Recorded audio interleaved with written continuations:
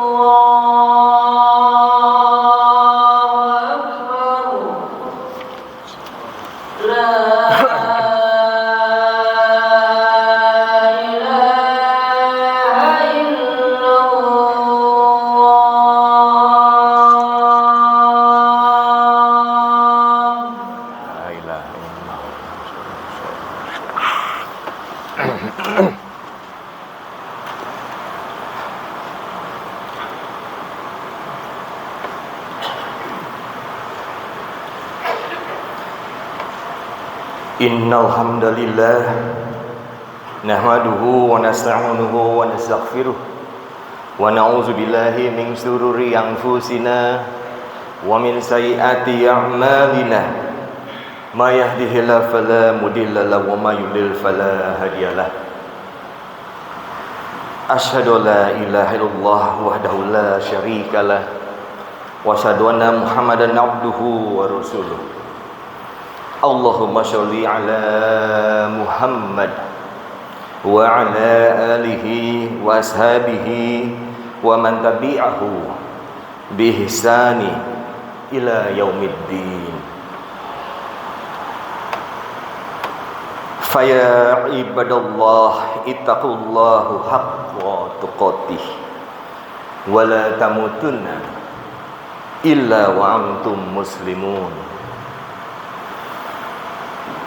قال الله تعالى في كتابه الكريم أعوذ بالله من الشيطان الرجيم يا أيها الذين آمنوا اتقوا الله وقولوا قولا سديدا يصلح لكم أعمالكم ويغفر لكم ذنوبكم وما يطع الله ورسوله فقد فاز فوزا عظيما أما بعد. Sidang Jumat yang berbahagia, dalam kesempatan Jumat yang berbahagia dan penuh dengan berkah ini, izinkan khatib mewasiatkan kepada diri khatib, juga kepada jamaah sekalian dengan wasiat yang sangat mulia. Mari kita tingkatkan iman dan takwa kita kepada Allah Azza wa Jalla. Mari kita pegang teguh syariatnya. Mari tegakkan syariat solat wajib 5 waktu. Mari tunaikan hak-hak dan kewajiban kita sebagai hamba Allah Azza wa Jalla dengan sebaik-baiknya. Tidak ada bekal yang dapat menyelamatkan kita dari siksa api neraka kecuali dengan bekal iman dan takwa kita kepada Allah Azza wa Jalla. Ketahuilah, seburuk-buruk umat adalah umat yang suka melanggar syariat-syariat Allah Azza wa Jalla. Seburuk-buruk umat adalah umat yang tidak mau taat kepada Allah Subhanahu wa taala. Hadirin jamaah salat Jumat rahimakumullah. Pada kesempatan yang mulia ini, izinkan khatib menyampaikan hal-hal yang terkait dengan penderitaan saudara-saudara kita di Palestina, baik di jalur Gaza maupun di tepi barat. Hari-hari terakhir ini kita disuguhi tontonan yang begitu menyayat dan mengiris hati kita. Bagaimana tidak, di era modern di mana penjajahan di atas muka bumi ini seharusnya telah dihapuskan, namun kaum Zionis dengan leluasa menjajah bumi Palestina dan menindas rakyat di sana. Serangan demi serangan sampai hari ini, sampai detik ini terus dilancarkan kepada rakyat yang tidak berdosa, terutama kepada perempuan dan anak-anak. Ribuan nyawa rakyat Palestina telah menjadi korban kekejian dan kebiadaban mereka. Sebagai umat Islam, tentu kita mencintai dan membela Palestina. Palestina bukanlah negeri biasa. Palestina memiliki sejarah panjang yang menjadikannya selalu bersemayam di hati setiap mukmin. Ada 9 alasan kenapa kita harus mencintai dan membela Palestina. Yang pertama, di sana terdapat Masjid Al-Aqsa, masjid tertua di dunia setelah Masjidil Haram. Dibangun pertama kali oleh Nabi Adam alaihissalam 40 tahun setelah beliau membangun Masjidil Haram. Kedua, Masjid Al-Aqsa berada di kota Baitul Maqdis. Palestina pernah menjadi kiblat salat selama 17 bulan setelah Rasulullah sallallahu alaihi wasallam berhijrah dari Makkah ke Madinah. Yang ketiga, Masjid Al-Aqsa yang berada di kota Baitul Maqdis. Palestina adalah titik akhir perjalanan Isra dan titik awal perjalanan Mi'raj. Isra dan Mi'raj adalah salah satu mukjizat terbesar yang Allah anugerahkan kepada baginda Rasulullah sallallahu alaihi wasallam. Di sanalah baginda Nabi melakukan sholat berjamaah, mengimami seluruh nabi dan rasul, mulai Nabi Adam alaihissalam hingga Nabi Isa alaihissalam. Yang keempat, Palestina adalah negeri para nabi dan rasul. Banyak sekali nabi rasul yang pernah tinggal dan berdakwah menyebarkan Islam di sana. Di antaranya adalah Nabi Ibrahim, Nabi Yakub, Nabi Yusuf, Nabi Lut, Nabi Daud, Nabi Sulaiman, dan nabi-nabi yang diutus Allah untuk Bani Israel yang jumlahnya sangat banyak. Yang kelima, di sana terdapat kota Baitul Maqdis. Seluruh manusia menjelang hari kiamat yang masih hidup kala itu. Yang keenam, di sanalah Dajjal akan terbunuh di tangan Nabi Isa alaihissalam. Yang ketujuh, Palestina adalah bagian dari daratan Syam yang didoakan berkah oleh baginda Rasulullah sallallahu alaihi wasallam di dalam doanya. Allahumma barik lana fi Syamina wa fi Yamanina. Ya Allah, berkahilah negeri Syam dan negeri Yaman. Kedelapan, banyak sekali para sahabat yang pernah berdakwah, menyebarkan dan mengajarkan Islam di sana. Di antara mereka adalah Ubadah bin Asyamit, Syaddad bin Aus, dan masih banyak lagi. Yang kesembilan, Palestina telah melahirkan ribuan ulama dan tokoh-tokoh Islam terkemuka yang berkhidmat untuk syiar agama Islam. Tercatat para ulama yang lahir atau pernah tinggal di Palestina adalah Imam Malik bin Dinar, Imam Sufyan Ats-Tsauri, Imam Ibnu Syihab Az-Zuhri, dan masih banyak lagi. Masyiral muslimin rahimakumullah. Oleh karena itulah Sultan Mahmud Nuruddin Zanki pernah mengucapkan sebuah deklarasi yang fenomenal. Aku malu kepada Allah untuk tersenyum, sedangkan Baitul Maqdis masih terjajah. Sultan Abdul Hamid II bahkan pernah mengatakan, saya tidak akan menjual sejengkal tanah pun dari bumi Palestina. Beliau katakan itu dengan tegas dan penuh keberanian pada saat menolak sogokan uang dalam jumlah sangat besar dari orang-orang Zionis Yahudi yang ingin menempati sebagian wilayah Palestina. Masyiral muslimin rahimakumullah. Tidak kalah fenomenal adalah Sultan Salahuddin Al-Ayyubi. Didorong oleh kecintaannya yang mendalam kepada bumi Palestina, pada tanggal 27 Rajab 583 Hijriah, beliau berhasil membebaskan Baitul Maqdis Palestina. Ketika ingin membebaskan Baitul Maqdis, Sultan Salahuddin Al-Ayyubi tidak langsung menyiapkan tentara dan peralatan perang. Akan tetapi yang mula-mula beliau lakukan adalah mempersatukan umat Islam dalam satu ikatan akidah yang benar. Masyiral muslimin rahimakumullah.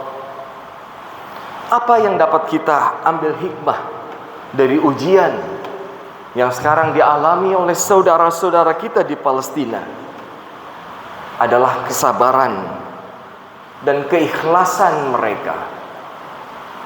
Keikhlasan termasuk salah satu pokok di antara pokok-pokok agama, bahkan yang merupakan poros dan sendi. Karena agama itu dibangun di atas dasar realisasi ibadah yang merupakan tujuan manusia diciptakan. Sementara hakikat ibadah itu sendiri tidak akan ada kecuali disertai dengan keikhlasan. Keikhlasan dalam ibadah ibarat ruh dalam jasad. Jasad tanpa ruh menjadi bangkai yang tidak bernilai. Demikian pula amalan kita. Jika dilakukan tanpa keikhlasan, maka tidak akan ada nilainya. Bahkan suatu amalan tidak dikatakan amal salih tanpa keikhlasan. Banyak dalil baik dari Al-Quran maupun Sunnah yang mengajak kita untuk selalu ikhlas. Sabar dan ikhlas, kedua sifat ini memang mudah diucapkan, tapi sangatlah sulit untuk dipraktikkan di kehidupan nyata. Keikhlasan termasuk salah satu pokok di antara pokok-pokok agama kita. Ikhlas juga menjadi indikator diterima atau tidaknya suatu amalan. Allah tidak akan menerima amalan seseorang melainkan jika memenuhi dua syarat, yaitu ikhlas mengikuti sunnah Rasulullah dan mutabaratur Rasul. Bila syarat pertama terpenuhi, maka tercapailah kesahihan batin. Dan bila syarat yang kedua terpenuhi, maka tercapailah kesahihan lahir. Qul amara rabbi bil qits wa aqimu wujuhakum inda kulli masjidi waduhu mukhlisina lahuddin kama bada'akum ta'udun. Katakanlah, Tuhanku menyuruh menjalankan keadilan, dan katakanlah, luruskanlah muka dirimu di setiap sembahyang, dan sembahlah Allah dengan mengikhlaskan ketaatanmu kepadanya, sebagaimana Dia telah menciptakan kamu pada permulaan. Demikian pula lah kamu akan kembali kepadanya. Barakallahu li wa lakum fil Qur'anil azim wa nafa'ani wa iyyakum bima fihi minal ayati wa zikril hakim. Aqulu qouli hadza wa astaghfirullahal azim li wa lakum wa lisairil muslimina wal muslimat fastaghfiruh innahu huwal ghafurur rahim.